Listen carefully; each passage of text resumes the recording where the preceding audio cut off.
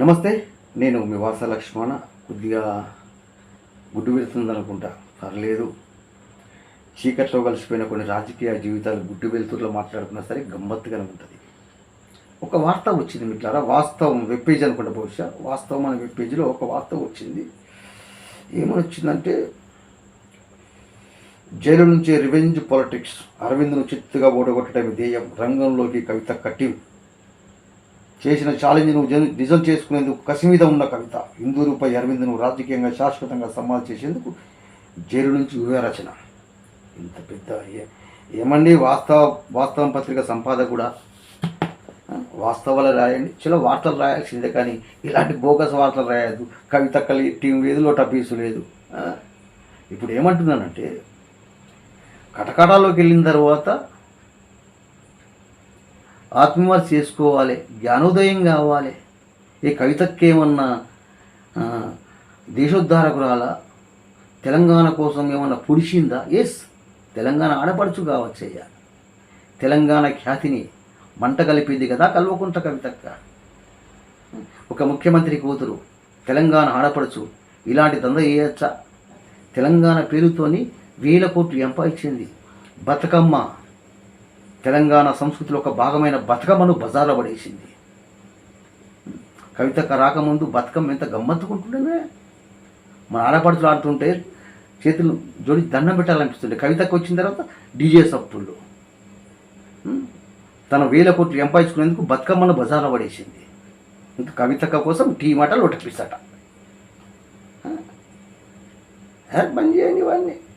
ఇలా ఒక మిత్రుడు నాకు హైదరాబాద్ నుంచి ఫోన్ చేసిండు, అన్న మేము ఇట్లా కవితక్క టీం నుంచి వస్తున్నామంటే చెప్పేసిన. ఎందుకు వస్తారా బాబు, ఎందుకు? ఇక్కడ ఇంకొక విషయం చెప్పాలి.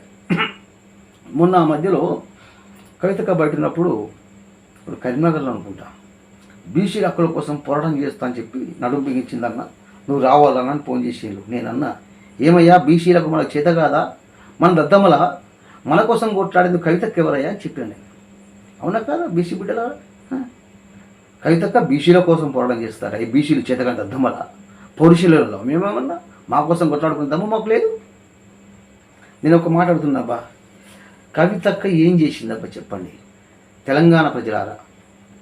మరీ ముఖ్యంగా నిజామాబాద్ పార్లమెంటు పరిధిలో ఉన్నటువంటి ప్రతి ఒక్కరిని అడుగుతున్నా, కవితక్క చేసింది ఏంటిదయ్యా? ఒక ముఖ్యమంత్రి కూతురు లిక్కర్ స్కీమ్ అర్థదాన్ని సారాయి దందనాలే చేసిందే, చెండ పని, లంగ పని, లత్కూరు పని.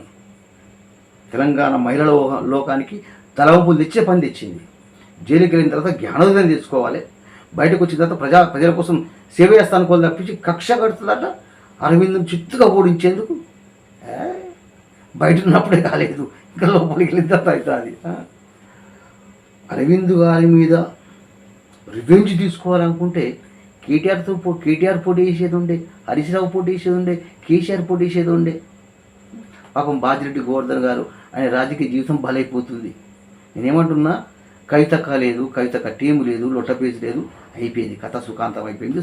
శుభం కాడు వడేద్దరిగా. కవితక్క టీం లేదు, లొట్టపేసి టీం లేదు, ఆ టీం ఏమీ లేదు, అంతా అరవిందుమయమైపోయింది అయ్యా. నిజామాబాద్ ప్రాంతం మొత్తం అరవిందుమయమైపోయింది, మోడీమయమైపోయింది, కమలంమయమైపోయింది, బీజేపీ మయమైపోయింది. ఇంకెందుకు మీ సమయం వృధా చేసుకుంటారు? నేను చెప్పింది వాస్తవమా అవునా కదా మిత్రులారా? నేను వాస్తవం అనుకుంటే షేర్ చేయండి. పాపం బాజిరెడ్డి గోవర్ధన్ గారిని ఇస్తే జాలిస్తుంది. మీ రాజకీయ జీవితం కవిత కోసం త్యాగం చేయకండి సార్.